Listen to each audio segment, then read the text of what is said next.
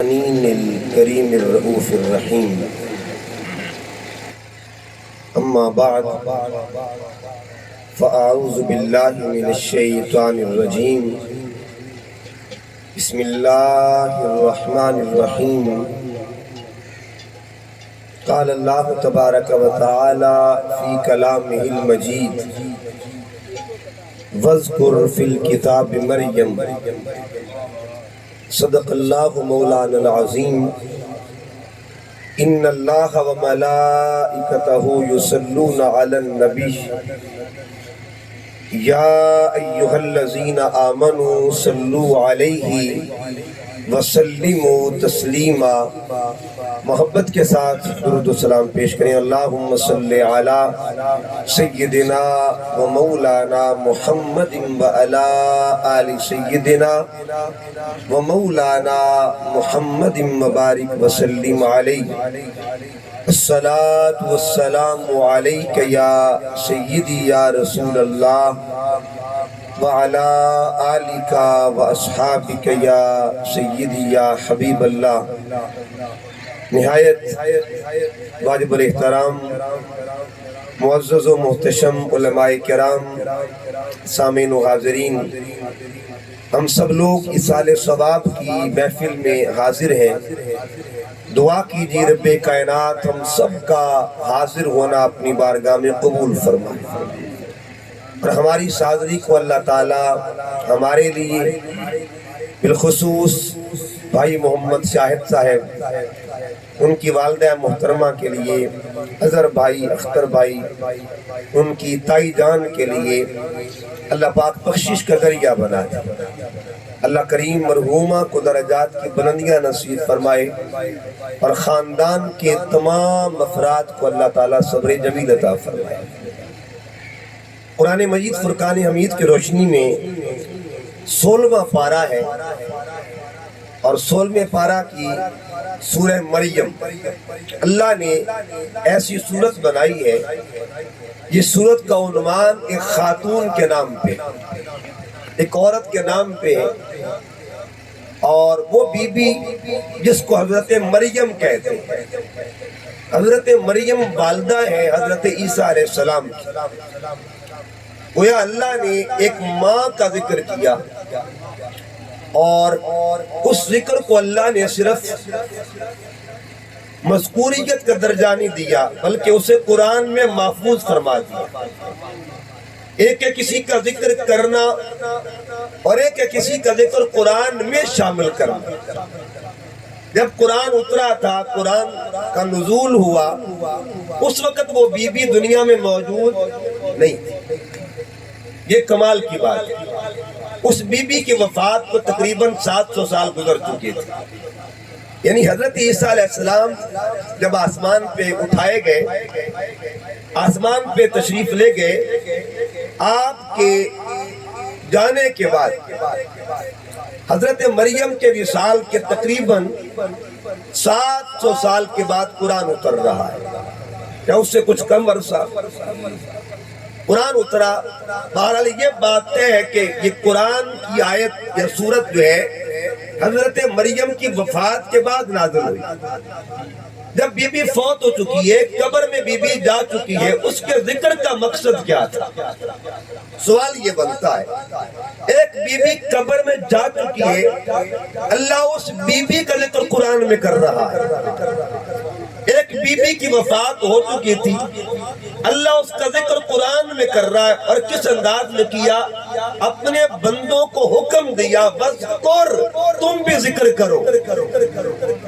ایک ہے ذکر صرف کرنا، اللہ ان کا نام لے لیتا، لیکن یہاں اللہ نے حکم جاری کیا قیامت تک آنے والے ہر مسلمان کے، ہر قرآن پڑھنے والے کے لیے، کہ جب تک قرآن پڑھتے رہنا، تلاوت کرتے رہنا، میری بندی مریم کا ذکر کرتے رہنا۔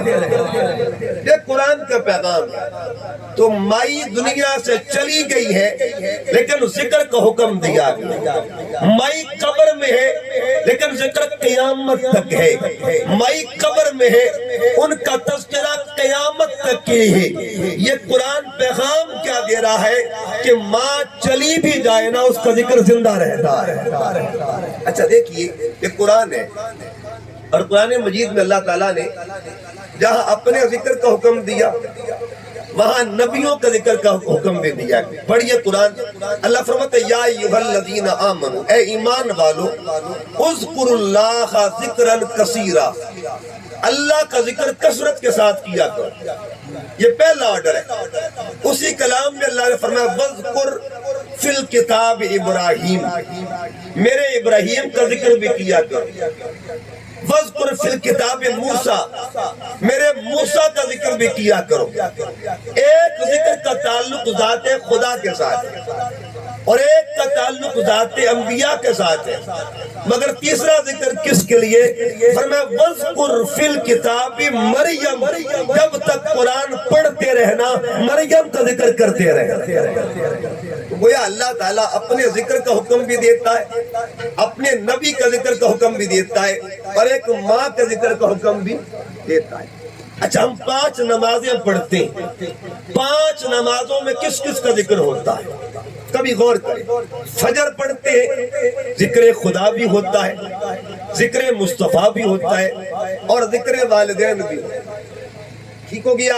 ظہر پڑھتے ہیں، ذکر خدا بھی ہوتا ہے، ذکر مصطفیٰ بھی ہوتا ہے، ذکر والدین بھی ہوتا ہے۔ عصر پڑھتے ہیں، ذکر خدا بھی ہوتا ہے، ذکر مصطفیٰ بھی ہوتا ہے، اور ذکر والدین بھی ہوتا ہے۔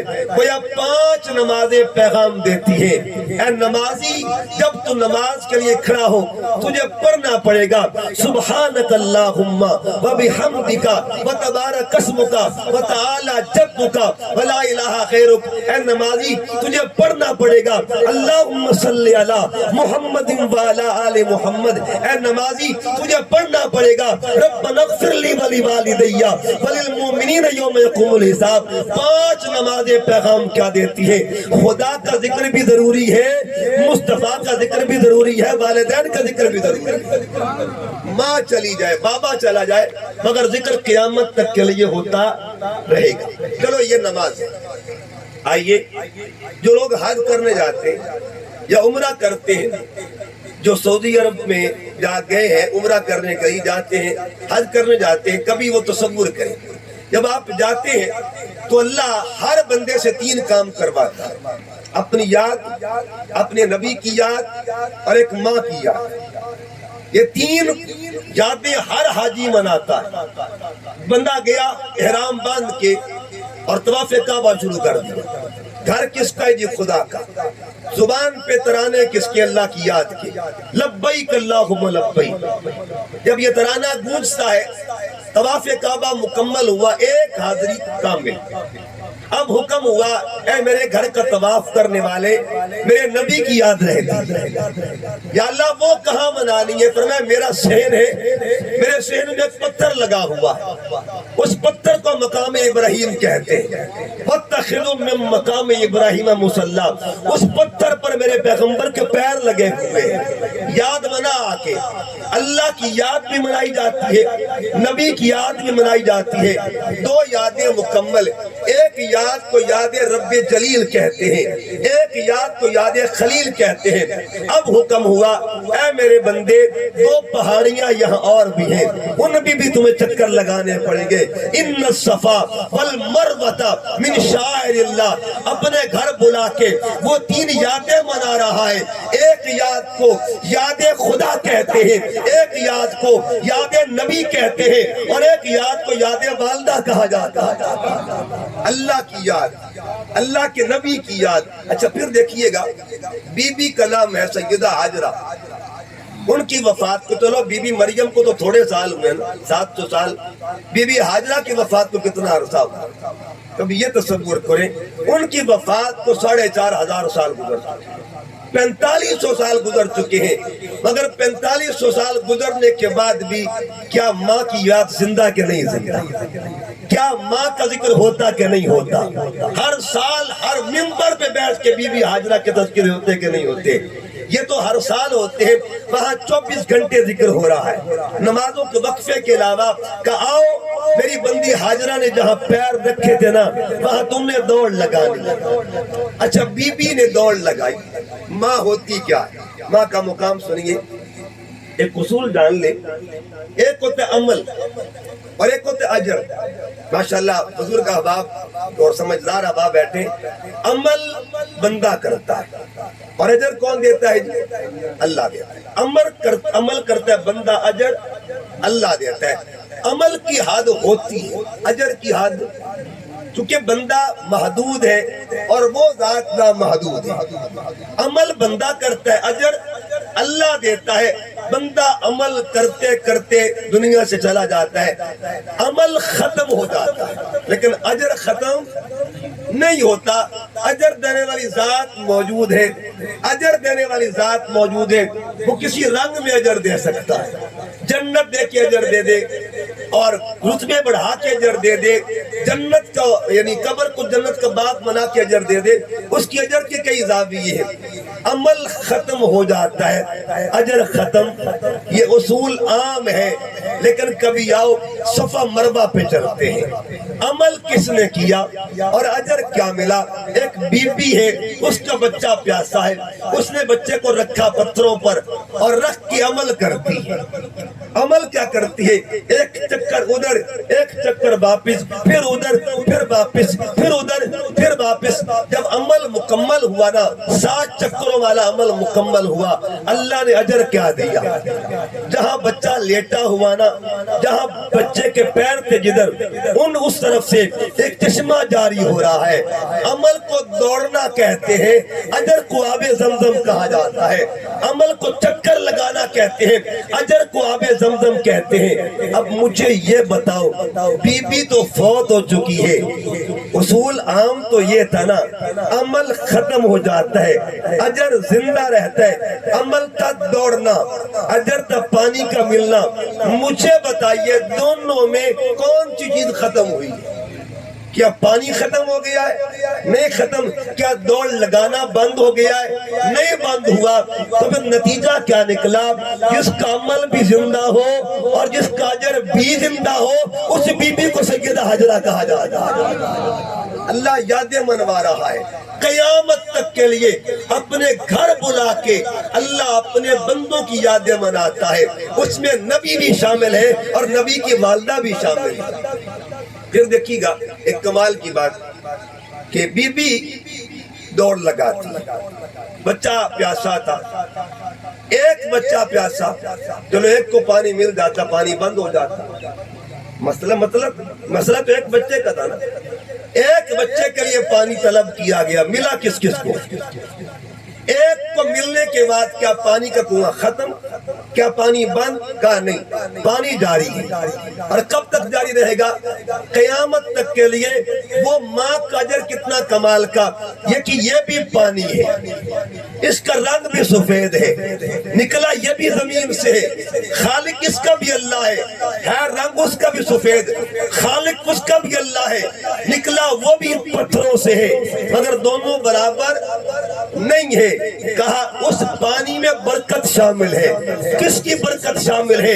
ایک ماں کی برکت شامل ہے، جس ماں کو سیدہ حاجرہ کہا جاتا ہے، اس ماں کی برکتیں شامل ہے۔ بات دور نہ نکل جائے، عرض کرنے کا مقصد یہ ہے، اللہ پاک نے یادوں کو زندہ کر دیا۔ قرآن پاک پڑھیے گا، سب سے بڑی یاد اللہ کی، سب سے بڑی یاد اللہ کی ہے۔ اور اللہ جب کسی کو اپنے ساتھ جوڑ دیتا ہے، کسی کی یاد کو اپنی یاد کے ساتھ جوڑ دیتا ہے۔ اب میں قرآن پاک کی آیتیں بتانے لگا ہوں، پڑھیے قرآن پاک، سورہ بقرہ پارہ نمبر 83، سورہ نساء آیت نمبر 83، سورہ بقرہ آیت نمبر 83، سورہ نساء آیت نمبر 36، سورہ انعام آیت نمبر 151، سورہ اسراء جس کو بنی اسرائیل بھی کہتے ہیں آیت نمبر 23، سورہ لقمان آیت نمبر 14۔ آپ پوچھیں گے یہ 5 مقامات کون سے ہیں، یہ 5 جگہ کون سی ہیں؟ جواب ملتا ہے یہ وہ آیتیں ہیں جن میں خدا کے ذکر کے ساتھ جن کا ذکر ہوتا ہے انہیں والدین کہا جاتا ہے۔ قیامت تک کے لیے قرآن پڑھا جاتا رہے گا۔ جس آیت میں ذکر خدا اس آیت میں ذکر والدین ہے، جس آیت میں ذکر خدا اس میں ذکر باپ کا ہے، اسی میں ذکر ماں کا ہے، جس مقام پہ ذکر خدا کا ہے اسی مقام پہ ذکر ماں اور باپ کا ہے۔ گویا رب نے پیغام دے دیا، اے میرے بندو قیامت تک کے لیے جہاں میرا ذکر ہوتا رہے گا وہاں تمہارے والدین کا ذکر بھی ہوتا رہے گا۔ اکثر آپ نے سنا ہے ایک حدیث یہ بات، اور حدیث کو پڑھنے پڑھانے کا مقصد کیا ہے، بتانے کا مقصد کیا ہے؟ آقا فرماتے اللہ تعالیٰ 70 ماؤں سے بڑھ کر پیار کرتا ہے۔ ٹھیک ہے جی، اللہ کے پیار کی مثالیں اور بھی دی جا سکتی تھی کہ اللہ سمندر کے قطروں سے زیادہ پیار کرتا ہے، ایسے بھی ہو سکتا تھا اللہ صحرا کے ذروں سے زیادہ پیار کرتا ہے، یوں بھی ہو سکتا تھا اللہ کائنات کے درخت کے پتوں سے زیادہ پیار کرتا ہے، یوں بھی ہو سکتا تھا۔ ماں کا نام کیوں آ رہا، درمیان میں ماں کا ذکر کیوں آیا؟ اللہ ماں 70 ماؤں سے بڑھ کر پیار کرتا ہے۔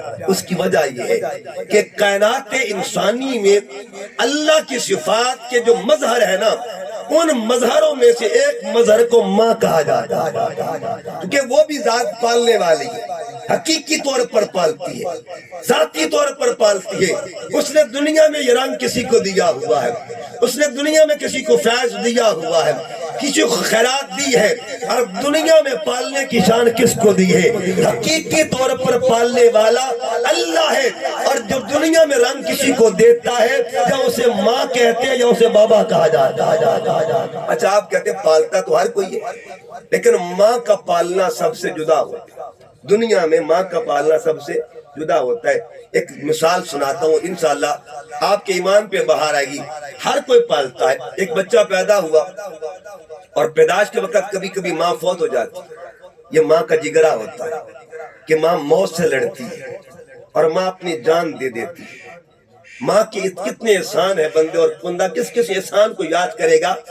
میرے کریم آقا فرماتے ہیں جب بچہ ماں کے بطن میں آتا ہے نا، بچہ ماں کے پیٹ میں آتا ہے تو یہ فرشتہ جو ہے نا یہاں لکھنے بیٹھا ہے، اس کو حکم ملتا ہے کہ ماں کا اجر لکھنا شروع کر دے۔ مالک لکھنا کیا ہے کہ کچھ کرے نہ کرے بس تو لکھتا جا، راتوں کو نفل پڑھتی رہی دن کو روزے رکھتے رہے۔ اجر کس بات کا؟ اس نے ایک بچے کو سنبھالا ہوا ہے۔ اچھا پھر کیا ہوا؟ صائم الدہر قائم اللیل، یہ دو ٹائٹل حدیث پاک میں آئے ہیں۔ آگے جب وہ بچہ پیدا ہونے لگتا ہے، دنیا میں آتا ہے نا، اس وقت جو ماں کو درد ہوتا ہے، تکلیف ہوتی ہے، اب اس فرشتے کو پھر حکم ملتا ہے، فرشتے اب تحریر بدل دے، اب نئی لکھائی شروع کر دے، اب نئی تحریر مولا اب کیا لکھنا ہے؟ کہا اس وقت جو درد میں ماں سانس لے رہی ہے نا، ہر سانس کے بدلے ایک شہید کا درجہ لکھتا جاتا ہے، ایک بندے کو زندگی دے رہی ہے۔ اس کا مطلب یہ ہوا کہ اس کی سانسوں کا اجر ایسا ہے، اس کے کل وجود کی شان کا عالم کیا ہوگا۔ اور کبھی غور کریں، جب میرے پاک نبی نے ماں کے درجوں کا یا ماں کی عظمت کا ذکر کیا نا، میرے محبوب نے ماں کے پورے وجود کی بات ہی نہیں کی، ماں کے وجود کی بات نہیں کی، بلکہ پاک نبی نے کیا فرمایا؟ الجنت تحت اقدام الامہات، جنت ماں کے قدم کی بات کیوں کی ہے؟ سارے وجود کی بات نہیں کی، ہاتھوں کی بات نہیں کی، ماں کی آنکھوں کا تذکرہ نہیں کیا، ماں کے سر کا ذکر نہیں کیا۔ اور حالانکہ سر کا درجہ زیادہ ہوتا ہے، پیار کا درجہ کم ہوتا ہے۔ آپ پگڑی باندھتے ہیں سروں پر اور جوتا پہنتے ہیں پیروں میں، پیروں کا درجہ کم، سر کا درجہ زیادہ ہے۔ میرے پاک نبی نے فرمایا الجنت تحت اقدام الامہات، تمہیں کیا خبر ماں کے سر کا درجہ کیا ہے؟ پہلے یہ دیکھو اس کے پیروں کی شان کیا ہے، جس کے پیر کے نیچے رب نے جنت رکھی ہے، اس کے سر کی بلندی کا عالم کیا ہوگا بتائیے، اس کے سر کے مقام کا عالم کیا ہوگا۔ تو آگے پڑھنے لگا ہوں، یادوں کو اللہ نے زندہ رکھا ہو اپنے ذکر کے ساتھ۔ پھر دیکھیے گا، آپ قرآن پاک پڑھیے، سیرت انبیاء کو دیکھیں، ماں کی یاد کو اللہ نے یوں زندہ کر دیا ہے کہ پیغمبروں کی ماں کا ذکر قرآن پاک میں ہے، اور مثالیں دی ہیں تاکہ قیامت تک کے لوگ پڑھتے رہیں اور یہ تصور دل میں بٹھاتے رہیں کہ ماں کا نام زندہ رہے گا۔ آپ اس ماں کا ذکر کرتے ہیں جس کا ذکر اللہ نے 20ویں پارے میں کیا ہے۔ کس کی ماں ہے؟ حضرت موسیٰ علیہ السلام کی امی جان ہے۔ ادھر موسیٰ علیہ السلام کی پیدائش ہونے لگی، فرعون بچے قتل کروا رہا تھا، قرآن پاک کا سورہ قصص پڑھیے گا، اس نے بچے قتل کروانا شروع کر دیا۔ نجومیوں نے خبر دی کہ تیرے سلطنت میں ایک بچہ پیدا ہونے والا ہے جو تیرے زوال کا باعث بنے گا اور تیری سلطنت کو پاش پاش کر کے رکھ دے گا، ٹکڑے ٹکڑے کر کے رکھ دے گا۔ ابھی وہ آیا نہیں ہے، آنے سے پہلے اتنا غلبہ ڈر ہے فرعون کے وجود پر۔ اس نے نجومیوں نے کہا کہ جو جو بچہ پیدا ہو رہا ہے اس کو قتل کر دیا جائے۔ بچے قتل کروانا شروع کر دیے۔ ادھر موسیٰ علیہ السلام کی امی جان، انہوں نے اللہ کی حضور عرض کیا۔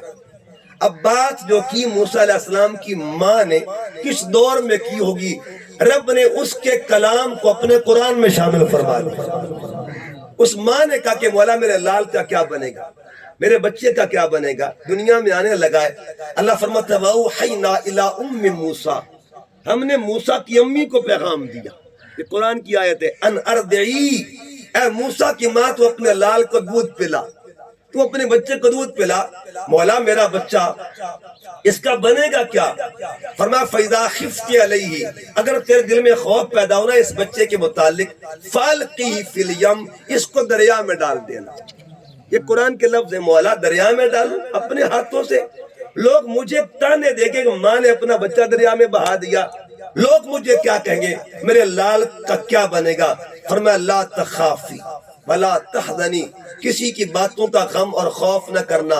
لا تخافی ولا تحزنی، خوف نہیں کرنا، غم نہ کرنا، دریا میں ڈالنا تیرا کام ہے، محفوظ رکھنا ہمارا کام ہے۔ تو دریا میں ڈال دے، یہ پوری داستان قرآن بیان کر رہا ہے۔ ادھر دریا میں ڈالا، ادھر ساتھ بہن کھڑی تھی موسیٰ علیہ السلام کی، ان کا نام بھی مریم تھا، ان کا نام بھی مریم تھا۔ اور ہمارے تفسیر لکھتے بہن کو کہا کہ تیرا ویر جا رہا، ظالم کی حد میں جا رہا ہے، اور دوسری طرف اس کا محل تھا فرعون کا جہاں کنارہ لگتا تھا، اور اتفاق دیکھے جدھر وہ صندوق جا رہا تھا نا، اگلے کنارے پر فرعون بھی کھڑا ہوا تھا، ساتھ حضرت آسیہ بھی کھڑی تھی۔ اب ماں نے اپنی بیٹی کو کہا وقالت لأختہ قصیہ، تیرا ویر جا رہا ہے، اپنے ویر کا ساتھ چھوڑنا نہیں۔ بہنیں اپنے ویر کا ساتھ چھوڑا نہیں کرتی، یہ قرآن بھی گواہ ہے، اس پہ تاریخ گواہ ہے۔ دو بہنیں ایسی ہیں جنہوں نے ویر کا ساتھ نہیں چھوڑا اور ظالم کا دربار تک جو ہے مقابلہ کیا ہے۔ ایک بہن کو ہم شیر کلیم کہتے ہیں اور ایک بہن کو ہم شیر حسین کہا جاتا ہے۔ وہ کس کی بہن تھی؟ پیر نصیر الدین نصیر شاہ صاحب رحمۃ اللہ علیہ گولڈا کے تاجدار، آپ کیا لکھتے ہیں؟ فرماتے ہیں جب دربار یزید کا تھا، اور ایک بڑی پیاری بات ساتھ ساتھ کر دوں، قرآن مجید میں اصحاب کہف کا ذکر ہوتا ہے۔ وہ جو اللہ کے ولی تھے جن کے دروازے پر کتا بیٹھا رہا تھا، اور اس کتے کا ذکر بھی قرآن پاک میں موجود ہے۔ جس وقت امام حسین علیہ السلام آپ کا قافلہ یعنی شہید شہداء کا قافلہ، سروں کا قافلہ روانہ ہوتا ہے شام کی جانب، ایک مقام پہ قرآن کا قاری قرآن پڑھ رہا تھا، تبارے پر بیٹھا، اس نے آیت پڑھی ام حسبت ان اصحاب الکہف والرقیم کانوا من آیاتنا عجبا۔ امام ابن کثیر اس کو نقل کرتے ہیں، آیت پڑھتا ہے اصحاب کہف کا واقعہ کتنا عجیب تھا۔ تو اس وقت جب وہ قرآن پڑھ رہا تھا، اسی لمحے امام حسین کا سر وہاں سے گزر رہا تھا، اسی لمحے اب وہ قرآن پڑھنے والا پڑھ رہا تھا ام حسبت ان اصحاب الکہف والرقیم کانوا من آیاتنا عجبا۔ امام حسین کے سر نے جواب دیا، اس نے کہا قرآن پڑھنے والے اگر اصحاب کہف کا واقعہ بڑا عجیب ہے نا، انا اعجب من ھذا، میرا معاملہ اس سے بھی عجیب تر ہے، ان سے بھی عجیب تر ہے۔ اہل علم نے کہا کیوں عجیب تر کہا؟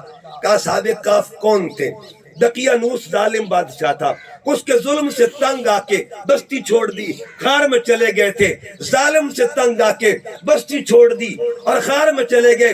جو ظالم سے تنگ آ کے بستی چھوڑ کے غار میں جائیں ان کو اصحاب کہف کہتے ہیں، اور جو ظالم کے دربار میں جا کے للکار کر بولے انہیں آل محمد کہا جاتا ہے، ان کو آل رسول کہا جاتا ہے۔ بات دور نہ نکل جائے، عرض کر رہا تھا کہ ماں کا مقام کیا ہے، ماں کا درجہ کیا ہے۔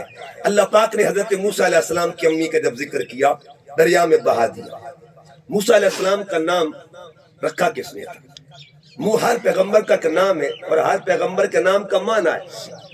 جب دریا میں ڈالا، دریا کے دوسرے کنارے فرعون کھڑا ہوا تھا، ساتھ حضرت آسیہ کھڑی تھی، اور حضرت آسیہ کون ہے؟ علماء تفسیر لکھتے ہیں جن کو ازدواجی معاملہ میں فرعون نے ہاتھ تک نہیں لگایا تھا، اور یہ وہ بی بی آسیہ جو جنت میں حضور علیہ السلام کے ازواج میں شامل ہوں، یہ وہ بی بی آسیہ جو حضور کی بیوی ہوں گی جنت کے اندر۔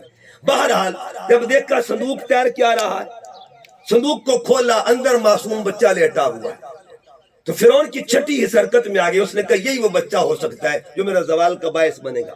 اس نے ارادہ قتل کیا۔ اب لفظ سنیے قرآن پاک کے، اس نے جب قتل کا ارادہ کیا نا تو حضرت آسیہ بولی لا تقتلو، اس کو قتل مت کرنا، عسیٰ ان ینفعنا، یہ بچہ ہمیں نفع دے گا، اور نتخذہ ولدا، یا ہم اس کو اپنا بیٹا بنا لیتے ہیں۔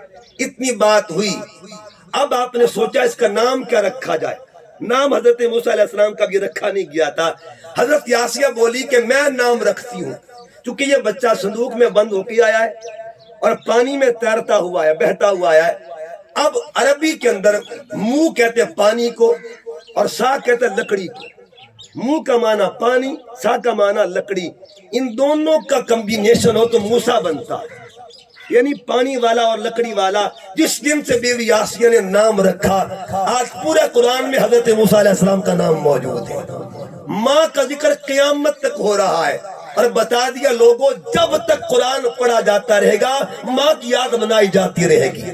اس طرح دیکھیے گا نبی کریم صلی اللہ علیہ وسلم کی ذات طیبہ، آپ نے ماں کا ذکر کس انداز میں کیا۔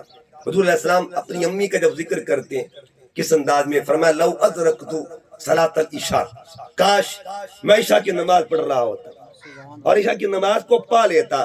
اہل علم نے کہا ادراک کا معنی یہ ہے کہ مکمل نماز کے اندر ہوتا، میں اب نماز کے اندر ہوتا، تنادی امی، میری ماں مجھے آواز دیتی، میری ماں مجھے بلاوا دیتی، یا محمد اسمع کلامی، او میرے بیٹے محمد میری گال تے سنا کے۔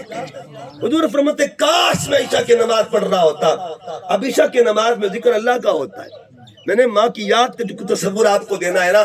آقا فرماتے میں عشاء کی نماز پڑھ رہا ہوتا، اس دوران مجھے ماں آواز دیتی تو میں کیا کہتا، تنادی، میری ماں مجھے آواز دیتی تو میں جواب کیا دیتا، لبیک یا امی، اے میری امی جان تیرا بیٹا محمد حاضر ہے۔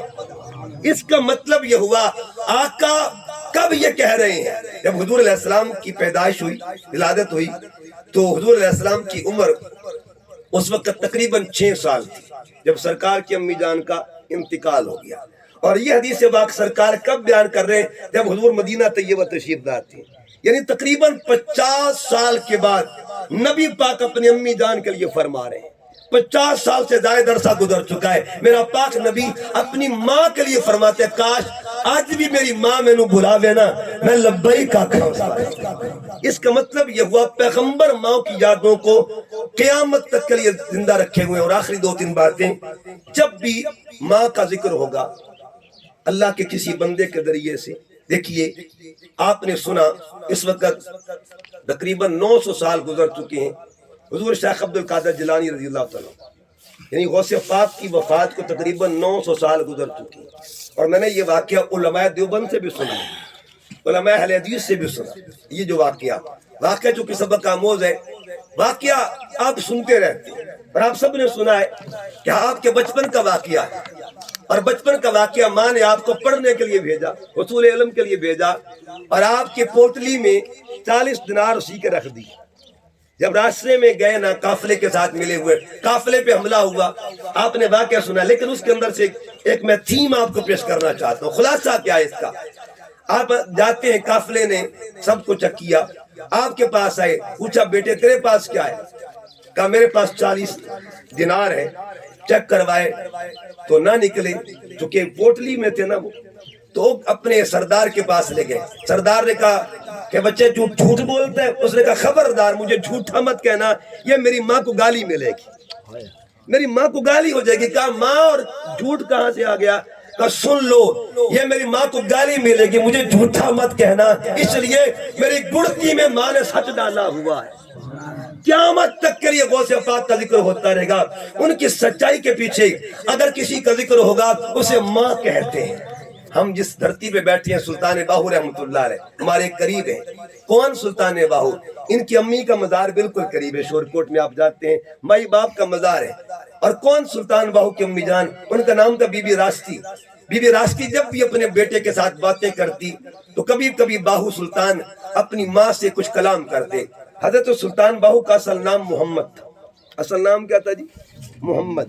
اور باہو جو ہے یہ ان کا لقب ہے. باہو یہ دو لفظ ہیں، ہو عربی کا لفظ ہے اور با فارسی کا لفظ ہے. اصل نام ان کا محمد تھا.